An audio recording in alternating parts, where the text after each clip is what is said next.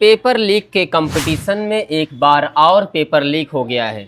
जी खबर आ रही है कि 28 जून 2026 को पेपर होने वाले जो टेट की परीक्षा होने वाली थी 24 घंटा ही पहले उसके प्रश्न पत्र लीक हो गए। महाराष्ट्र में टीईटी का पेपर लीक हुआ है।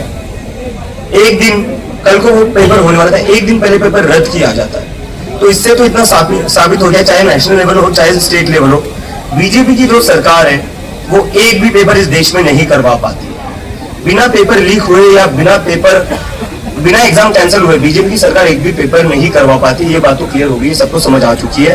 डबल इंजन की सरकार, डबल इंजन जो है इनका वो डबल लीक बन चुका है। देश में नीट लीक होता है, महाराष्ट्र में टीईटी लीक होता है, और ये कोई पहली बार नहीं हो रहा है। 2017-18 में हमने देखा है कि और जांच के दौरान ये पता चलता है कि बहुत प्रश्न पत्र यहाँ वहाँ से भी मिले।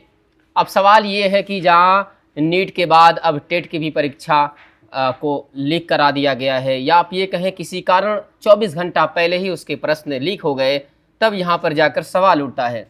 हर पेरेंट्स और हर एजुकेटर और हर स्टूडेंट्स परेशान है। अभी जंतर मंतर पर नीट वाला लेकर प्रदर्शन चल ही रहा था और साथ में ही धर्मेंद्र प्रधान का रेसिग्नेशन के लिए आवाज़ उठ ही रही थी। अभी ना तो कोई जवाब मिला ना रेसिग्नेशन मिला, उससे पहले एक बार और टेट का परीक्षा प्रश्न जो है 24 घंटा पहले ही लीक हो जाता है। अब यहाँ भी सवाल है लेकिन कोई जवाब नहीं है। आप शिक्षक भर्ती, यानी आप ये कहें जो शिक्षक बनेंगे, जो छात्रों का फ्यूचर तय करेंगे, अगर वो भी प्रश्न पत्र लीक करा दिया जाएगा और लीक करके अगर ये सामने नहीं आता तो ऐसे लोग भी शिक्षा विभाग में चले जाते और वो छात्रों को क्या पढ़ाते।